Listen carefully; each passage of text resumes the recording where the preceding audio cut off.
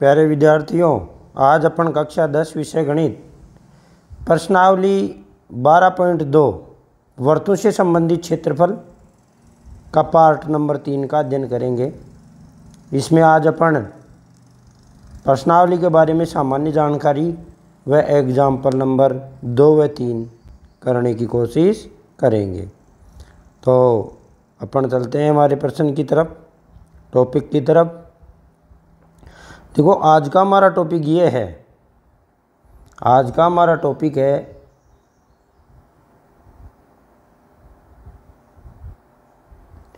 त्रिज्यखंड और वृत्तखंड का क्षेत्रफल। तो आप कॉपी में हेडिंग डालें त्रिज्यखंड और वृत्तखंड का क्षेत्रफल, त्रिज्यखंड और वृत्तखंड का क्षेत्रफल। और पहले लिखें, बाद में दिखाऊंगा, इधर एक बार अपन लिखेंगे त्रिज्यखंड और वृत्तखंड का क्षेत्रफल। तो पहला शब्द लिखेंगे आप त्रिज्यखंड का क्षेत्रफल, त्रिज्यखंड का लिखो आप। त्रिज्यखंड किसे कहेंगे पहले, है ना, लिखो त्रिज्यखंड, त्रिज्यखंड। तो आप त्रिज्यखंड की परिभाषा लिखेंगे। देखो, एक वृत्तीय क्षेत्र का वह भाग, बाद में बताऊंगा, एक बार लिखें आप। एक वृत्तीय क्षेत्र का, एक वृत्तीय क्षेत्र का वह भाग, यानी वृत्त में स्थित वह भाग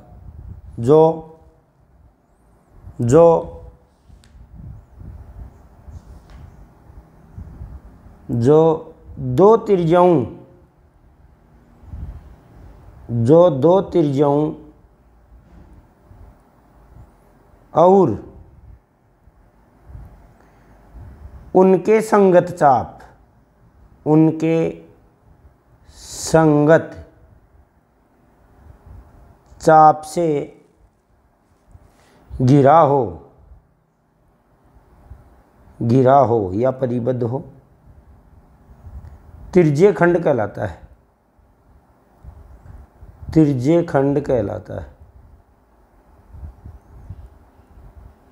त्रिज्यखंड कहलाता है।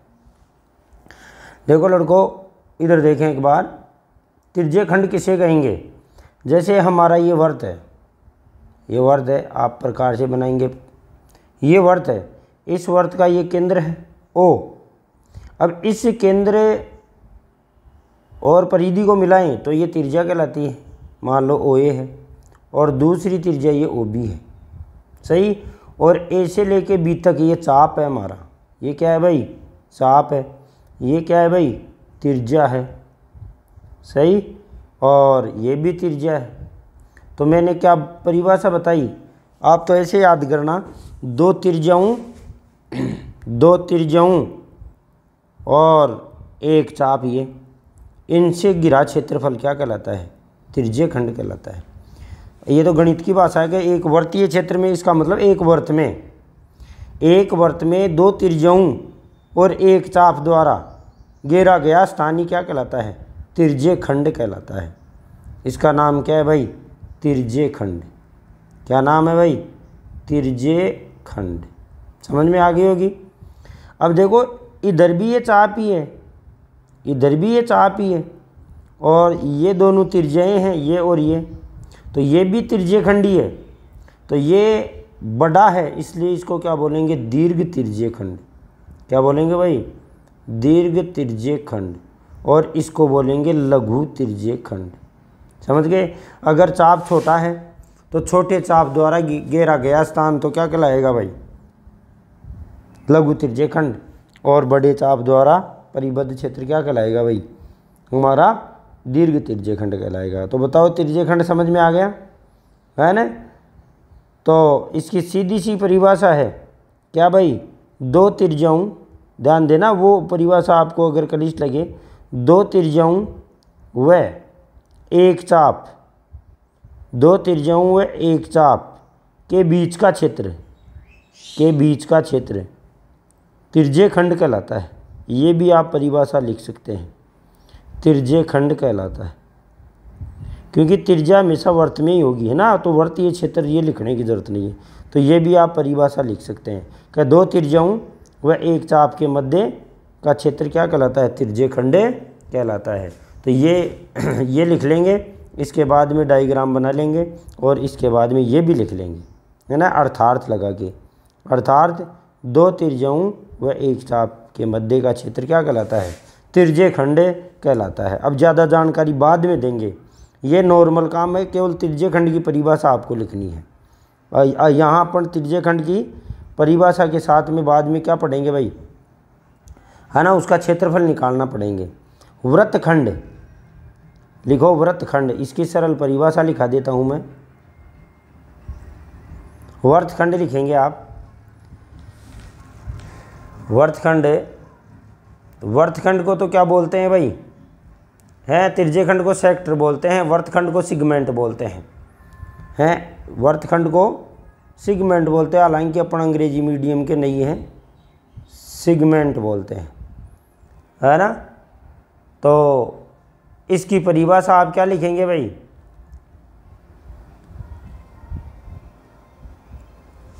लिखें, देखो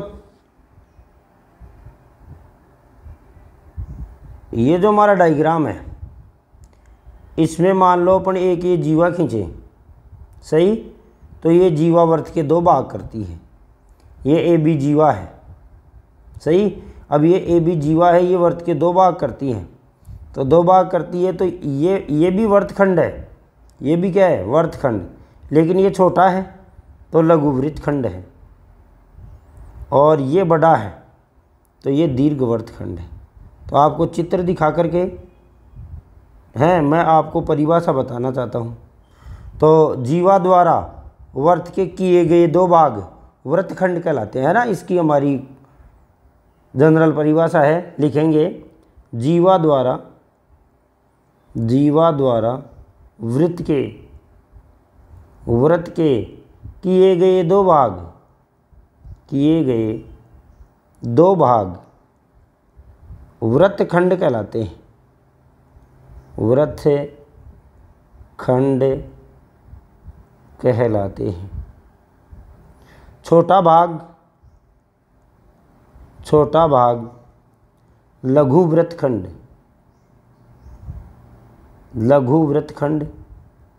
व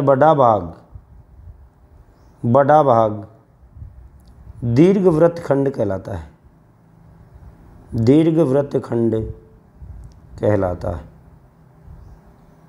देखते हैं भाई, दीर्घवृत्तखंड कहलाता है। तो आपको दिख गया होगा जीवा किसे कहते हैं, तो जीवा की भी आप परिभाषा लिख लें।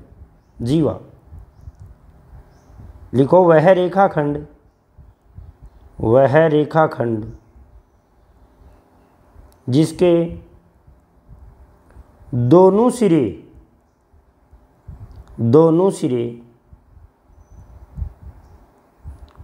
वृत्त की परिधि पर स्थित हों, मतलब ऐसा रेखाखंड जिसके दोनों सिरे वृत्त की परिधि पर स्थित हों, जीवा कहलाता है। देखो जैसे मान लो ये वर्त है, अगर कोई ऐसे कहे कि क्या ये जीवा है, ना ये जीवा नहीं है, तो फिर कौन सी जीवा है, मतलब ऐसा रेखाखंड जिसके दोनों सिरे कहाँ हो, वर्त की परिधि पर स्थित हो, है ना, वही क्या कहलाती है, जीवा कहलाती है। और जीवा वर्त के दो भाग करती है, जीवा वर्त के क्या करती है, दो भाग करती है, और जीवा वर्त के दो भाग करती है, उन्हें क्या कहते हैं भाई, वृत्तखंड कहते हैं। उन्हें क्या कहते हैं, वृत्तखंड कहते हैं। जो हमारा छोटा भाग है उसको लघु वृत्तखंड कहते हैं, और जो दीर्घ है यानी बड़ा है उसे दीर्घवृत्तखंड कहते हैं। लेकिन हमारे यहाँ परिभाषा नहीं आएगी, तो फिर क्या आएगा, हमें यहाँ क्षेत्रफल पूछेगा। क्या पूछेगा भाई, क्षेत्रफल पूछेगा। तो मैं आपको थोड़ी सी जानकारी करा दूँ, है आपकी जो किताब में पेज लिखे हुए हैं उनमें ले जा करके देखिए, वो तो आपको लिखने ही लिखने हैं। अब देखो यहाँ थोड़ी सी मैं बोल के सुनाता हूँ। देखो ये हमारा दीर्घ तिर्जे खंड है, ये क्या है भाई, दीर्घ तिर्जे खंड, ये दीर्घ तिर्जे खंड है, और ये लघु तिर्जे खंड है। परिभाषा क्या निकली कि दो तिर्जा, ये भी तिर्जा है और ये भी क्या है, तिर्जा है। दो तिर्जा और एक चाप, इनके द्वारा जो परिबद्ध क्षेत्र है उसे ही क्या बोलते हैं, अपने त्रिज्य खंड बोलते हैं। और दूसरा जो डायग्राम है इसमें ये लड़को जीवा है, ये क्या है, जीवा। जीवा वर्त के दो टुकड़े करती है, छोटे को लघु वर्तखंड और बड़े को क्या बोलते हैं, दीर्घ वर्तखंड। आपकी जो बुक है उसमें यहाँ त्रिज्य खंड लिखा हुआ है तो आप उसको काट के वर्तखंड लिख लेंगे, और यहाँ भी आपके त्रिज्य खंड लिखा हुआ है आकृति 12.5 में, तो उसको काट करके वर्तखंड लिख लेंगे, है ना, गलत छप गया बुक में। तो देखिए ज़रा ध्यान देंगे कि ये कहता है कि आप पिछली कक्षाओं में शब्द त्रिज्य खंड यानी सेक्टर और वृत्तखंड सेगमेंट ऑफ सर्किल से पूर्व परिचित हैं। 9वीं में थोड़ी सी बता दी थी, है ना, लेकिन किसी को याद भी नहीं है तो कोई बात नहीं, नए सिरे से अच्छे से बता दूंगा।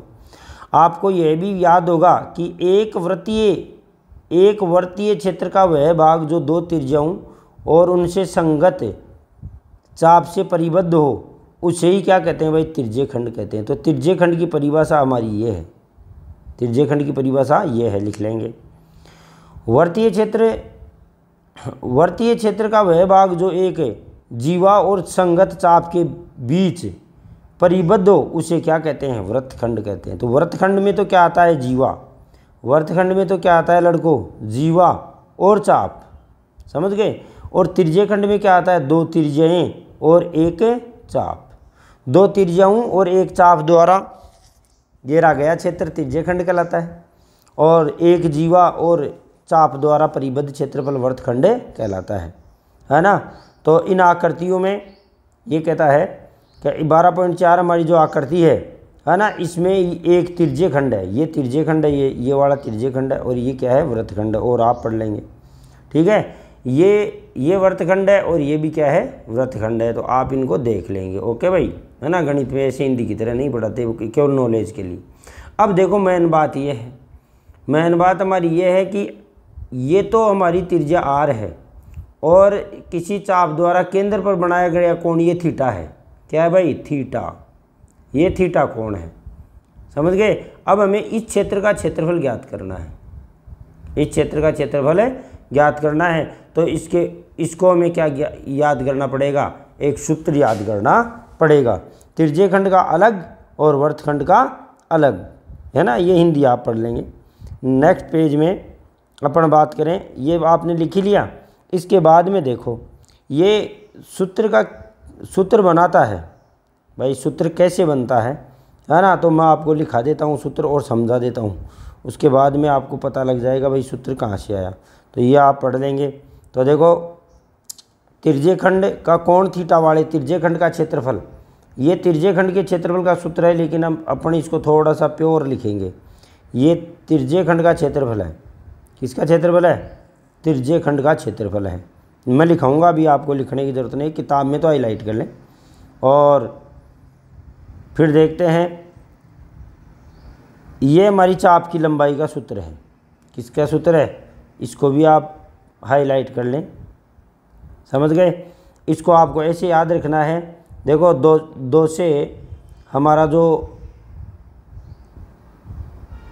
2 पाई आर थीटा, देखो 2 पाई आर थीटा, इनको गुणा किया तो इतना आया 360।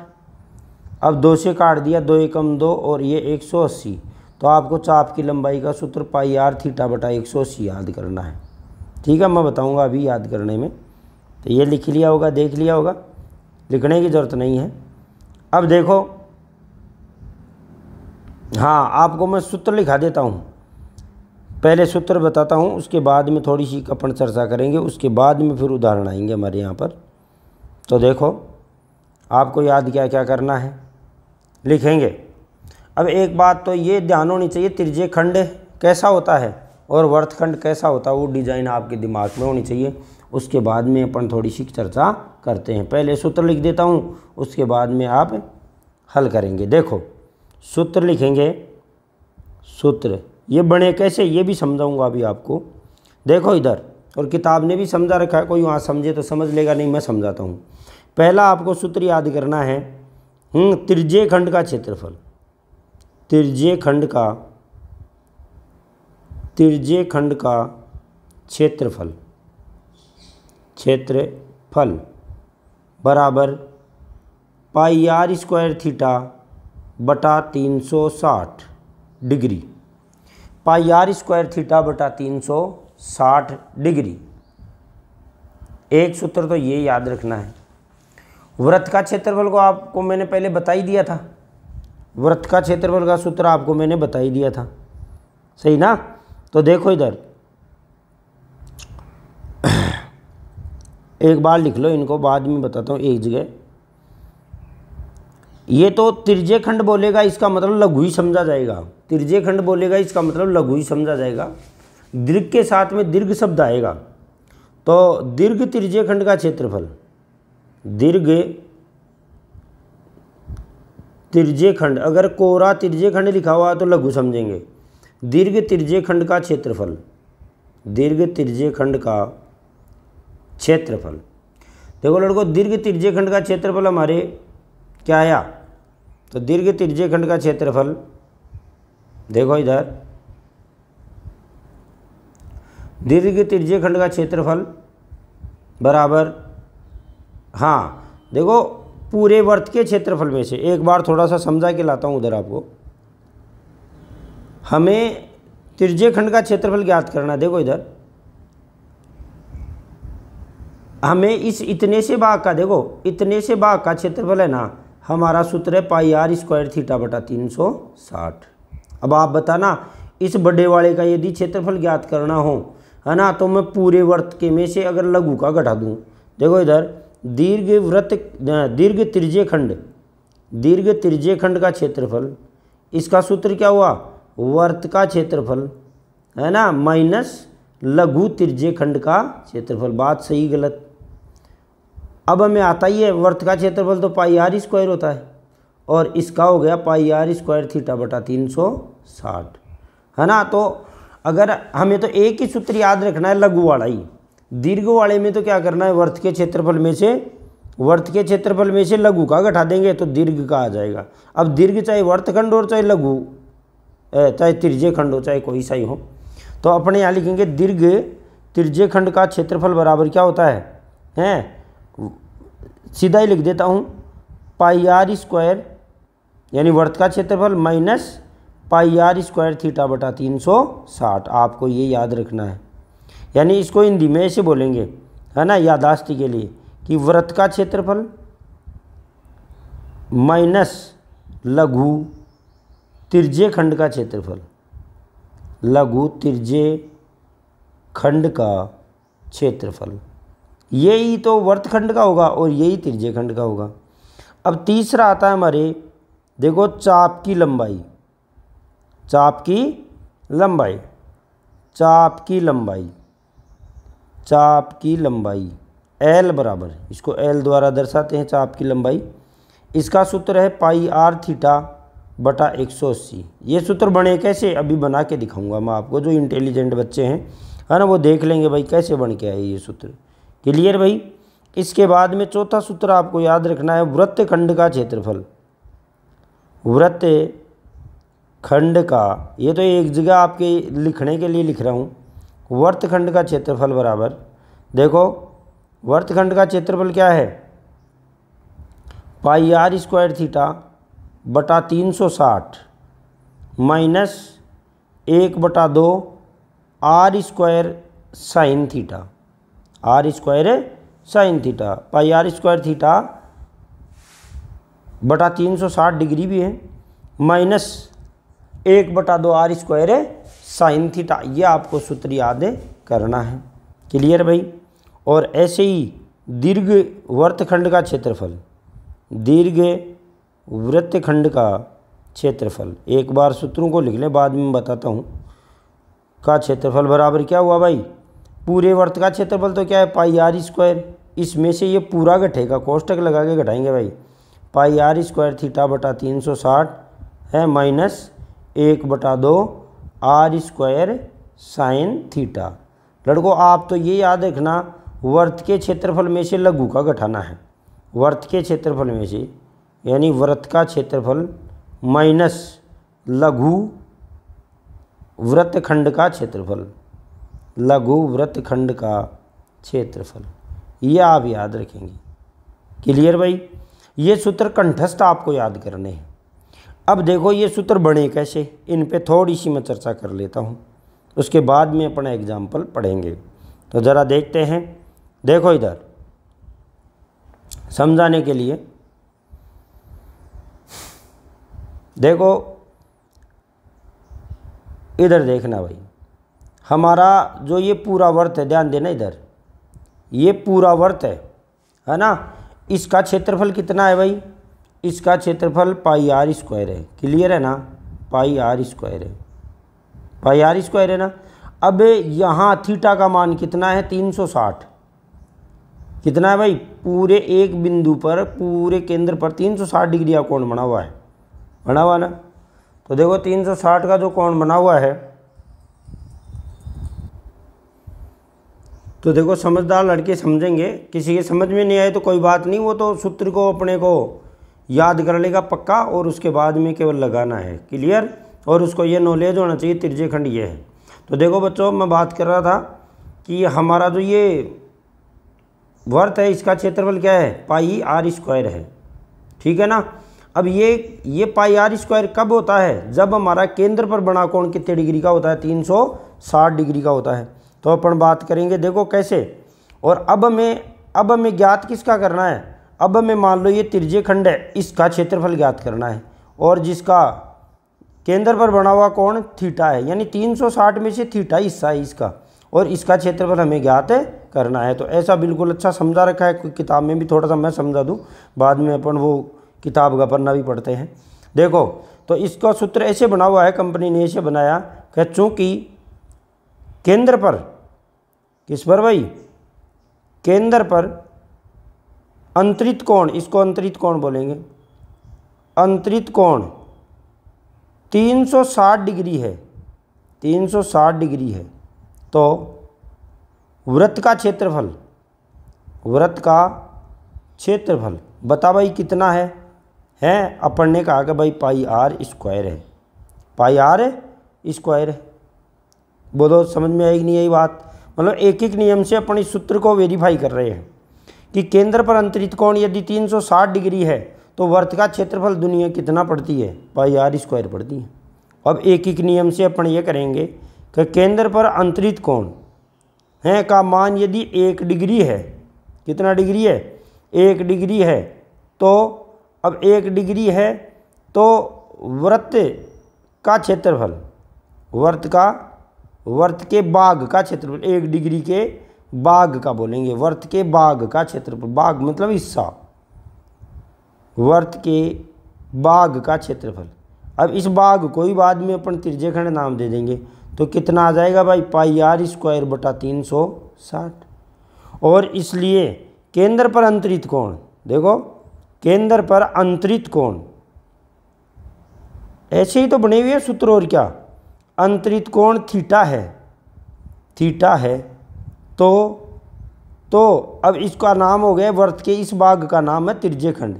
तो तिरछे खंड नाम कैसे हो गया? क्योंकि थीटा बना हुआ है, तो थीटा त्रिज्याओं द्वारा ही बना हुआ है ना। तो त्रिज्याओं द्वारा और एक चाप द्वारा घेरा गया स्थान क्या कहलाता है? तिरछे खंड का क्षेत्रफल क्या हो जाएगा भाई? 300 pi are square theta, pi are square बटा 360 इंटू थीटा। अरे अपने से नहीं ज्ञात करते क्या? कि चूँकि 100 रुपये के 5 पेन आते हैं, क्योंकि 5 पेन 100 रुपये के आते हैं, है ना, उल्टा लिख दिया। चूँकि 5 पेन 100 रुपये के आते हैं, 5 पेन कितने रुपए के आते हैं? 100 के। और अब आपको 6 पेनों का मूल्य ज्ञात करना है। 6 पेनों का मूल्य ज्ञात करना तो पहले एक का ज्ञात करना पड़ता है। तो एक पेन का मूल्य क्या होगा? एक पेन का मूल्य 100 बटा 5 यानी 20 रुपये हो गया। और इसलिए 6 पेन का मूल्य, तो 6 पेन का मूल्य कितना आएगा भाई? 100 बटा 5 इंटू 6, अगर आपके ध्यान हो तो हैं। तो 5 एकम 5, 20 से 5 100 और 20 से गाने 120 रुपये के पेन आएंगे। तो यही तरीका तो मैंने यहाँ अपनाया है। तो इसको फिर एक जगह ऐसे लिख दिया, पाई आर स्क्वायर थीटा बटा 360। तब से दुनिया वर्तखंड हमारे तिरछे खंड का क्षेत्रफल पाई आर स्क्वायर थीटा बटा 360 पड़ रही है। क्लियर बात? वाह, ये तो बड़ी क्लियर हुई। क्लियर होनी है। तो बस इतना सा ही काम है, यानी वर्त के क्षेत्रफल के सूत्र से ही हमने ये निकाल लिया है। कौन? त्रिज्यखंड का क्षेत्रफल। कई बार है मुंह में से निकल जाता है वर्तखंड त्रिज्यखंड, तो आप ध्यान रखना कि भाई कौन सा सवाल चल रहा है, त्रिज्यखंड का सवाल चल रहा है तो त्रिज्यखंड ही समझना आप। जो भी कुछ बोले मुंह में से कई बार हो जाता है ऐसे, तो उसको आप पकड़ मत लेना कि भाई त्रिज्यखंड बोल रहे हैं और वर्तखंड का सूत्र लगा रहे हैं, है ना, तो कई बार निकल जाता है। तो आप प्रश्न का ध्यान रखेंगे भाई त्रिज्यखंड की बात हो रही है या वर्तखंड की बात हो रही है। वर्तखंड और त्रिज्यखंड बोलते ही आपके दिमाग में चित्र आ जाना चाहिए कि दो त्रिज्याओं और एक चाप के मध्य का क्षेत्र त्रिज्यखंड कहलाता है, और एक जीवा वर्त को दो भागों में बांटती है, उन्हें वर्तखंड कहते हैं। क्लियर भाई? अब देखो अपन, ये तो हुआ हमारे किसका, त्रिज्यखंड का क्षेत्रफल। अब अपन बात करते हैं देखो वर्तखंड के क्षेत्रफल की। देखो इधर हमारे त्रिज्य, अब दीर्घ की बात होगी पूरे वर्त के में से लघु का घटा दो बस। अब हमारे आता है वर्तखंड का क्षेत्रफल, है ना, वर्तखंड का क्षेत्रफल। क्या गुरुजी का इनको लिखे क्या, है ना? अरे याद तो होगा नहीं है, समझने के लिए है, लिख लेगा तो अच्छा रहेगा, है ना, कोष्टक सा बना के लिख लेना, है ना, ये अलग बात है। तो देखते हैं भाई, तो वर्तखंड की बात करते हैं। तो वर्तखंड का क्षेत्रफल देखो हमारे, चलाता हूँ यहाँ, वर्तखंड कहेंगे किसे, देखो इधर वर्तखंड कहेंगे इसको, ध्यान देना। अब ये वर्तखंड है और हमें क्षेत्रफल इसका ज्ञात करना है, इसका क्षेत्रफल ज्ञात करना है। देखो क्या गुरुजी ये क्या काम में आएंगे, अरे ये बहुत काम में आते हैं, रोजाना दैनिक जीवन में काम आते हैं। ऐसी ऐसी जटिल जटिल आकृतियाँ होती हैं, उनका क्षेत्रफल ज्ञात करने में, है ना, आप हिचक जाते हैं।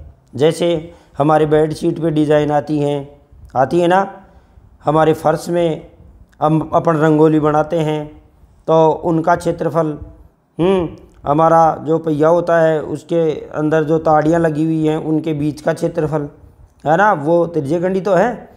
और ऐसे क्षेत्र को वर्तखंड कहते हैं। अब इसका क्षेत्रफल तो इसका तो नॉर्मल ही है। देखो ये हमारा वर्त का केंद्र है, और अगर मैं इनको ऐसे मिला दूं, ध्यान देना, बहुत अच्छी बात है, तब भी तो वो निकाला गया है। मतलब अपन ने अभी भी इसका सूत्र लिखा था, क्या लिखा था कि पाई आर स्क्वायर थीटा बटा 360 और minus 1/2 R square sine theta लिखा था ना। तो ये पाई आर स्क्वायर थीटा बटा 360, तो ये वर्तखंड का क्षेत्रफल ही तो है। ये किसका क्षेत्रफल है? वर्तखंड, सॉरी, त्रिज्यखंड का क्षेत्रफल है। त्रिज्यखंड का क्षेत्रफल का सूत्र ही तो है ये, है। अब त्रिज्यखंड का क्षेत्रफल है, अब त्रिज्यखंड का क्षेत्रफल और minus 1/2 R square sine theta, ये त्रिभुज का क्षेत्रफल का सूत्र होता है, त्रिभुज का क्षेत्रफल। गुरुजी ऐसा तो हमने देखा ही नहीं है। अरे भाई मेन सूत्र यही है, इस सूत्र से ही अन्य सूत्र बने हैं। 1/2 गुणा 1/2 आधार गुणा ऊंचाई पढ़ा है सर। अरे 1/2 आधार गुणा ऊंचाई, इसी से निकला हुआ सूत्र, मेन सूत्र दुनिया में हमारे त्रिकोणमिति में हमारे त्रिभुज का क्षेत्रफल का 1/2 आर स्क्वायर साइन थीटा है। ऐसे तो हीरो का सूत्र भी आएगा, है ना। फिर अपन त्रिभुज का क्षेत्रफल हमारे बीजगणित में भी निकालना सीखेंगे, है ना। तो आप, ये त्रिभुज का क्षेत्रफल है। तो कहीं गुरुजी ये कैसे त्रिभुज का क्षेत्रफल है? देखो ये इस त्रिभुज का क्षेत्रफल है, जिसके देखो थीटा बना हुआ है और दो त्रिज्याएं आर हैं, दो त्रिज्याएं क्या हैं? आर हैं। तो इस त्रिभुज का क्षेत्रफल, लड़कों इस हमें वर्तखंड जो लाल कलर दिया हुआ है इसका क्षेत्रफल ज्ञात करना है, ये वर्तखंड है।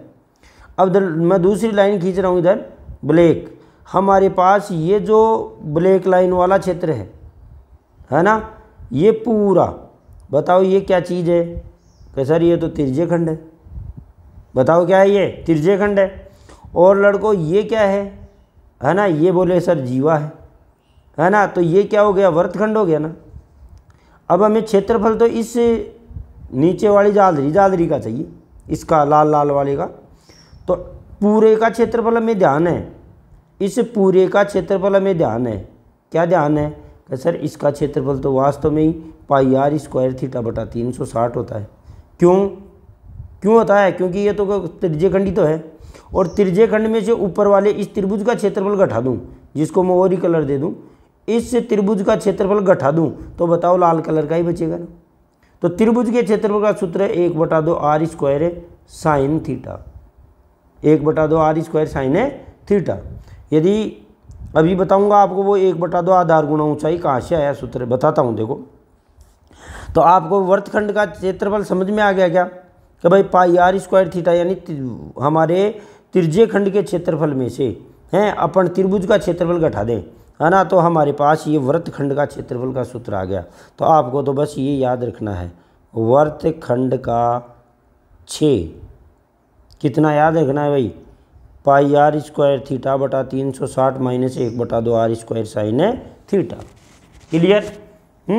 अब मैं थोड़ी सी क्या गुरुजी वो भी हमारे दिमाग में बैठ गई कि बोले वो 1/2 आधार गुणा ऊंचाई दुनिया में कहाँ से आया, तो देखो यहीं से आया कि हमारे त्रिभुज का, और रब काम कर रहा हूँ आपको तो ये याद रखना है। ओके, तो देखो मैंने कहा कि त्रिभुज का क्षेत्रफल है ना, त्रिभुज का क्षेत्रफल है ना, पेन थोड़ा दूसरा लेता हूँ, त्रिभुज का क्षेत्रफल है 1/2 है आ गुणा ऊ, आधार गुणा ऊंचाई। ये होता है कि ये आया कहाँ से, देखो इधर, अगर मान लो यही त्रिभुज, देखो ये आर वाला त्रिभुज, ये आर वाला त्रिभुज थीटा का मान 90, ये त्रिभुज के क्षेत्रफल का सूत्र नहीं है, अपन बोल ही देते हैं ये त्रिभुज के क्षेत्रफल का सूत्र, ये केवल और केवल समकोण त्रिभुज के क्षेत्रफल का सूत्र है। कौन से त्रिभुज का है भाई? समकोण त्रिभुज का क्षेत्रफल का सूत्र है ये, है ना। कोई ऐसे बोले त्रिभुज का क्षेत्रफल बताओ तो तीसरी कक्षा का बच्चा ये बता दे तो चलता है, लेकिन बड़ी कक्षा का बच्चा ऐसे बोलेगा तो गलत कैसे का, ये तो समकोण त्रिभुज का है।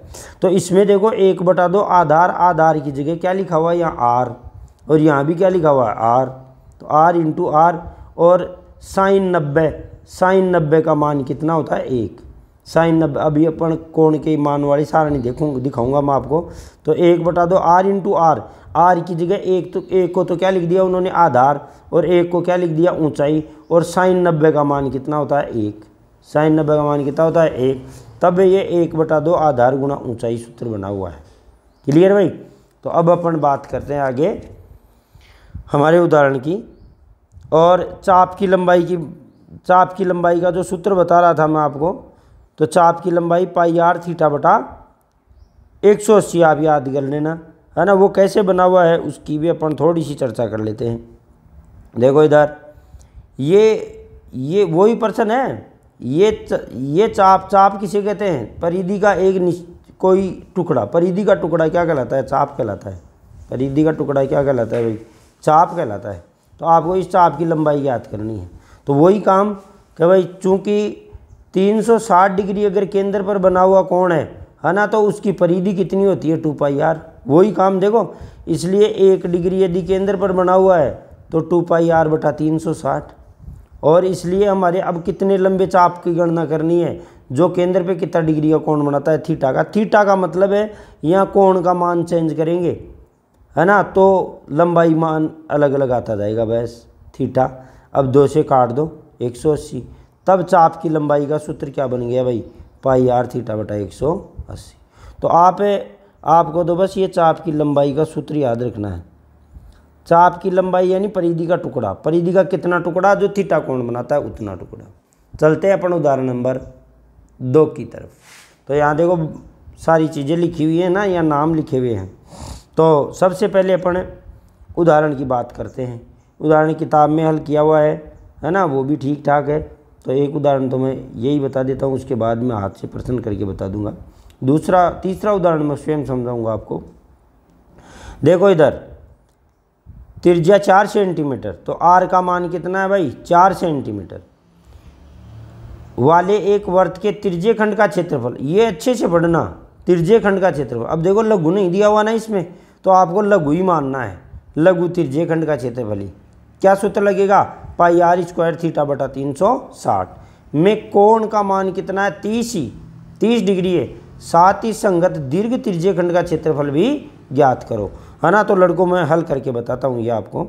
देखो यहाँ से मान ले लेते हैं। बताओ वर्त की त्रिज्या कितनी है? 4, थीटा का मान कितना है? 30। बस यही लेना है, बाद में त्रिज्य खंड का क्षेत्रफल ज्ञात करना है। तो देखो मैं कराता हूँ हल आपको आराम से, बढ़िया से।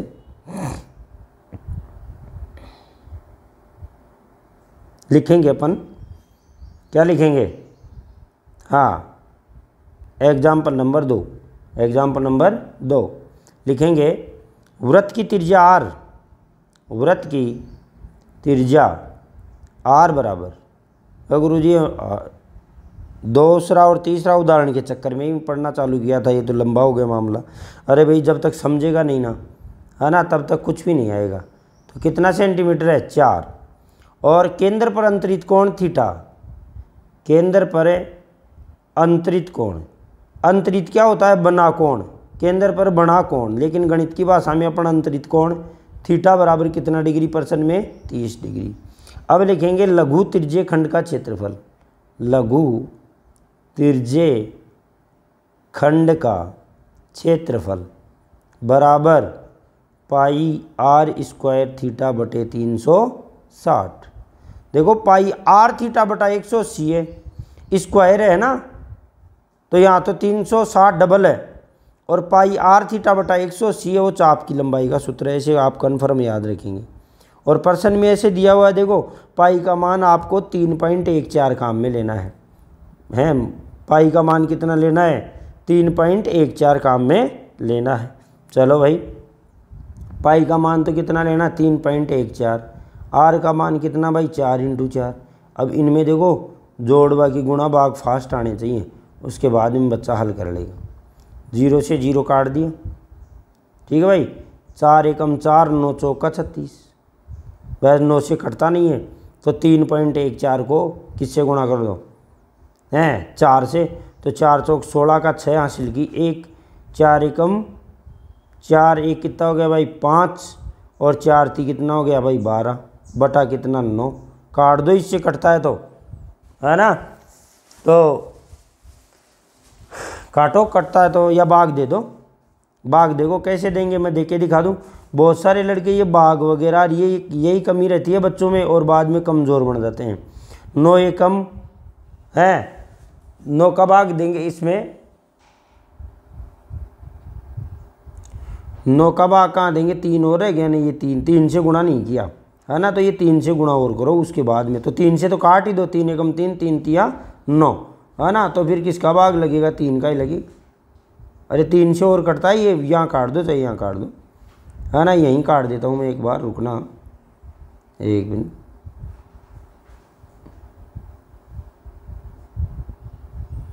वो गुणा और मिटा दिया, है ना, तो 3 एकम 3, 3 तिया 9, तो 4 × 12 और 4 चौक 56 बटे 3। 3 का भाग दे दो भाई, 3 का भाग दो 12.56 में, किसमें भाई? 12.56 में, 12.56 में किसका भाग दो भाई? 3 का, तो 3 चौक तो कितना आ गया? 12, है ना, उतारी 5 दशमलव आ गई, तो दशमलव लगा दे बस। 3 एकम 3 और 3 एकम 3, कितना बच गया भाई? तो 8 × 3 = 24, 9 × 3 = 27, तो देता होता है 8 × 3 = 24, तो कितना हो भाई? 4.18 सेंटीमीटर स्क्वायर। तो देखो लड़कों, यहाँ लास्ट में 1 की जगह 8 की जगह 9 आ जा रही है, तो इसमें गलत नहीं है, वो आगे अंकों के आधार पर अगर अंकों की संख्या 5 से बड़ी आ गई, है ना, तो क्या आता है? 19। तो आपकी किताब में 19 लिखा हुआ है, तो आप डरना मत। लघु त्रिज्य खंड का क्षेत्रफल, तो यह आ गया। अब दीर्घ का निकालना है, तो दीर्घ का निकालना है तो उसके पूरे वर्त के क्षेत्रफल में से क्या निकाल दो भाई, है, साथ ही दीर्घ का, साथ ही किसका निकालना है? साथ ही दीर्घ त्रिज्य खंड का क्षेत्रफल, दीर्घ त्रिज्य खंड का क्षेत्रफल बराबर क्या होता है? वृत्त का क्षेत्रफल। तो गुरुजी दोबारा सूत्र लिखे करेंगे ना, वृत्त का क्षेत्रफल माइनस लघु त्रिज्य खंड का क्षेत्रफल, लघु त्रिज्य खंड का क्षेत्रफल। तो देखो भाई, वृत्त का क्षेत्रफल पाई r स्क्वायर बटा पाई r स्क्वायर ही आएगा, और ये तो आ गया हमारे 4 पॉइंट कितना भाई? 4.18, 18 भी लिख दो, 9 भी तो कोई दिक्कत नहीं, क्योंकि 9 एक बार भाग और देंगे तो 9 आ जाता है वहाँ, है ना।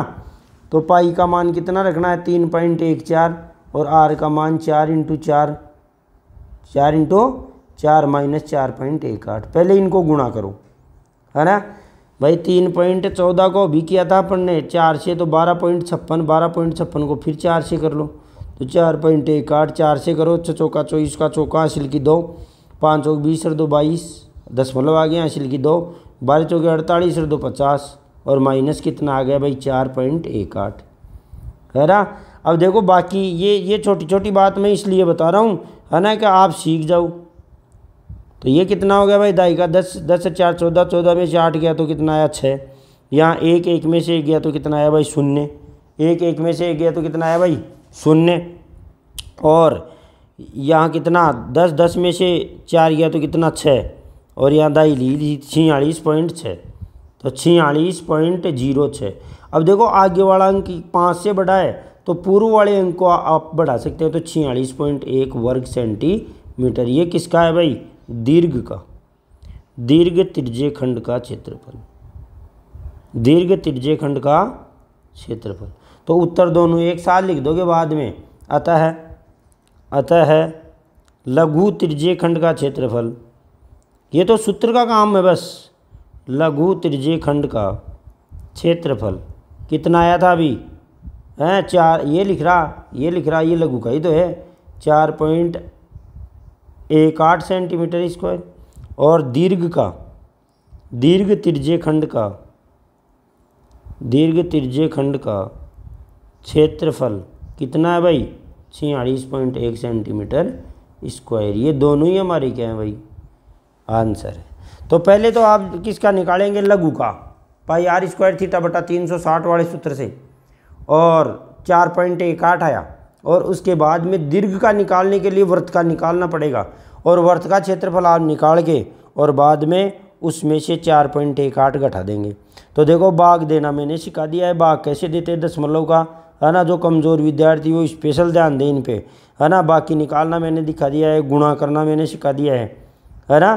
तो ये सारी बात आपको बता दी है। तो अब नेक्स्ट है हमारा उदाहरण नंबर कौन सा भाई, 3। नेक्स्ट है हमारा उदाहरण नंबर 3। तो देखो हमारा जो डायग्राम है इसकी बात करते हैं अपन। देखो ये है, देखो आकृति 12.9 में यह आकृति है, इसमें वृत्तखंड का क्षेत्रफल ज्ञात करो। क्या नाम है, वृत्तखंड। इसका मतलब ये छाया में जो दिया हुआ ना, इसका क्षेत्रफल ज्ञात करना है। या थीटा का मान लड़को 120 है, थीटा का मान 120 है। तो वृत्त की त्रिज्या 21 सेंटीमीटर है। वृत्त की त्रिज्या कितनी है 21, और पाई का मान कितना काम में लो। और एओबी का मतलब थीटा का मान 120 है। तो आपको तो त्रिज्या का मान देखना है। एक तो त्रिज्या का मान कितना है 21, त्रिज्या का मान कितना है 21, और थीटा का मान कितना है 120। थीटा का मान कितना है भाई 120 है। तो ये बात है। तो देखो थीटा का मान 120, यहाँ सूत्र अलग है। साइन 120 का मान हमें मालूम करना पड़ेगा, है ना। तो वो मैं आपको सारणी दिखाऊंगा। क्या करूंगा भाई, सारणी दिखाऊंगा कि भाई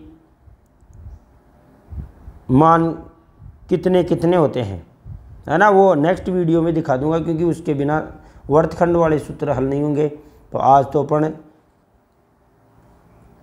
केवल काम निकाल लेंगे, है ना। तो हल देखो, डायग्राम ज़रूर बनाएंगे। हमेशा डायग्राम आपको बनाना ही है, आपको डायग्राम बनाना है। सवाल में पिछले वाले में मैंने नहीं बनाया, अभी बना देता हूँ, है ना भाई। जो हल किया ना उसमें आपको ज़रूर डायग्राम बनाना है। ये तो बोले वर्त है, सही, और ये इसकी क्या है भाई त्रिज्या है ना। यहाँ लिखना है 4 cm, यहाँ लिखना है 4 cm, और थीटा का मान कितना रखना है 30 डिग्री।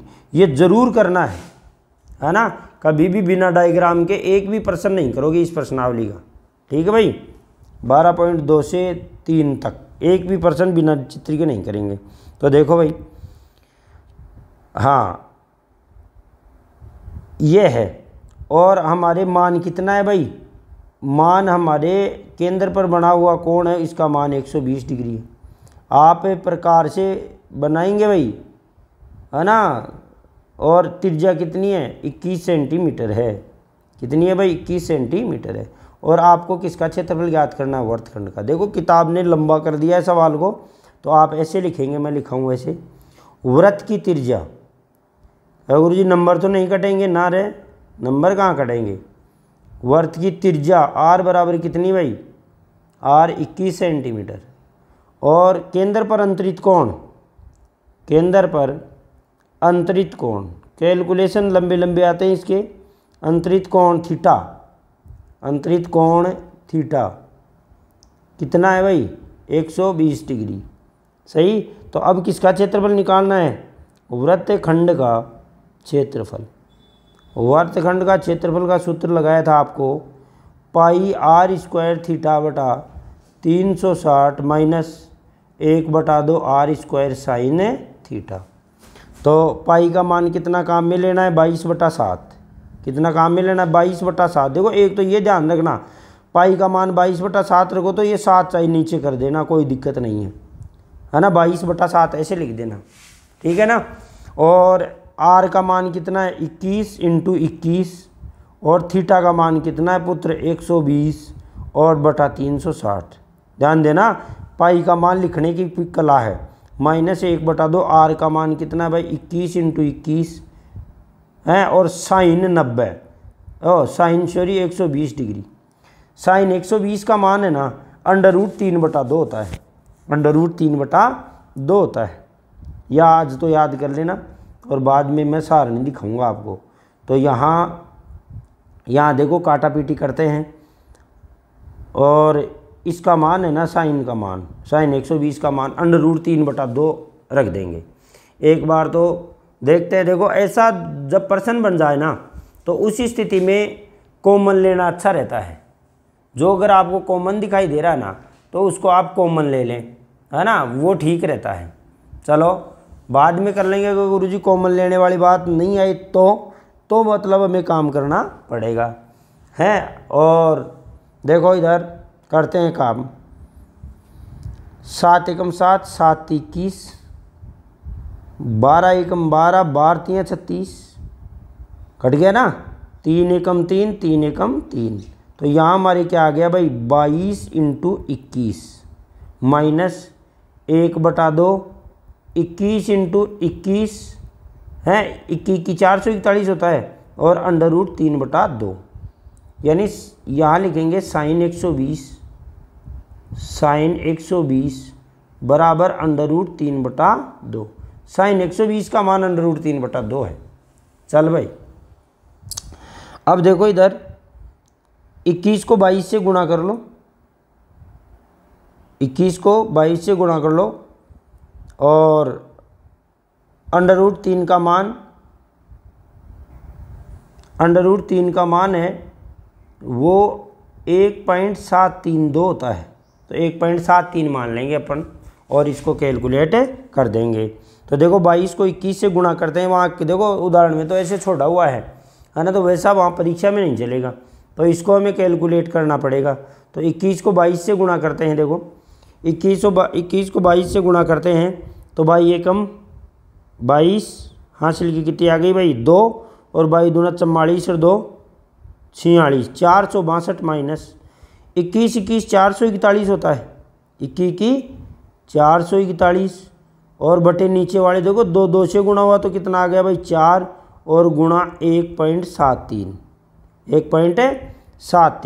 तो आप 1.73 को गुणा करो, और इनका लघुत्तम लेना पड़ेगा भाई 4। तो 4 से लघुत्तम ले लो, और फिर बाद में बाकी निकालनी पड़ेगी। तो क्या गुरुजी कौन लेगा लघुत्तम, अपन ही लेंगे, वो गाँव लेगा क्या। सही भाई। अब देखो 441 को पहले गुणा कर देते हैं इनको। तो देखो 441 को किससे गुणा करें भाई, 1.73 से करो गुणा। वहाँ ऐसे छोड़ के नहीं आना सवाल को। 3 × 3 4 × 12 का 2 हासिल की 1 4 × 12 12 और 1 13। ये आपके लिए कर रहा हूँ मैं, नहीं तो मैं तो कैलकुलेटर से भी करके दिखा देता। 7 × 7 के भाई आप भी सीख जाओ। 7 चौक 28 का 8 हासिल की 2, 7 चौक 28 और 2 30, है ना। आप खुद करेंगे। और 1 एकम 1, 4 एकम 4, 4 एकम 4, बस 2 अक्षर छोड़ के दशमलव लगा देंगे इनके। 7 और 2 9, 8 और 3 11 और 1 12 का 2 हासिल की 1, 4 1 5 और 1 6 और 4 3 7, है ना। तो 762.93, 762.93 बटे 4। अब 4 इनका लघुत्तम लेंगे, लघुत्तम लेंगे तो फिर इसको 4 से गुणा करना पड़ेगा और फिर बाकी निकलेगी। तो 4 लघुत्तम लिया है, मैं इधर ही कर देता हूँ, देखो शॉर्ट में थोड़ा सा। ये गुणा तो आपने कर ही लिया।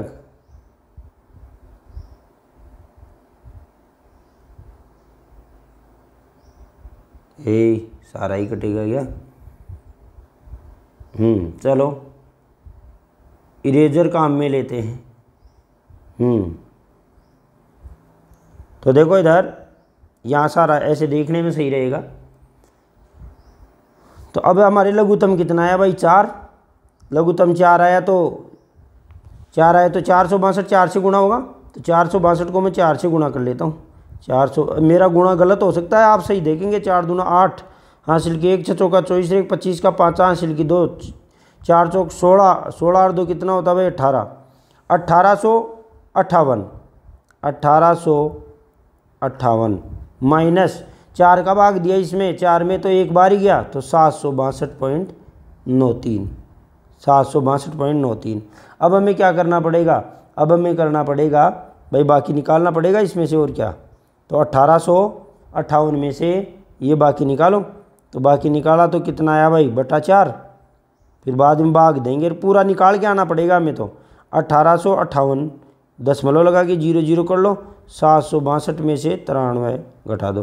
तो 7 या 9 में से 0, दाई का 10, दाई लेना ही नहीं। 8 में से 2 गया तो कितना? 6, दाई का 10 और 5 15 में से 6 गया तो 9, और यहाँ 16 में से 7 गया तो 16 में से 7 गया तो कितना होगा? 996.07। अब इसमें भी फिर किसका भाग लगेगा भाई? 4 का लगा। केवल कैलकुलेशन है लड़कों, है ना। वैसे किताब की तरह नहीं छोड़ के आ सकते हमें, क्या सपना आएगा वहाँ। तो फिर 4 का भाग दे दीजिए, 4 का भाग दो भाई। तो 4 का भाग मैं सीधा ही दे देता हूँ भाई। 4 का भाग दिए, 4 में 4, 4 दूनी 8, बच गए यहाँ 1, हो गए 19, 4 में 4, 4 दूनी 8, 4 3 12, 4 चौक 16, बच गए 3, 9 चौका 36, है ना। और दशमलव 0 में जाता नहीं है, 0, और 4 एकम 4, 4 दूनी 8, 7। देखो आधे से ज़्यादा होता है ना, तब अगला अंक लिख देते। 4 में 4, 4 दूनी 8, तो इतना सेंटीमीटर लगभग, इतना सेंटीमीटर लगभग। तो इसका क्षेत्रफल हमारे पास कितना आएगा भाई? 269.02 सेंटीमीटर स्क्वायर लगभग।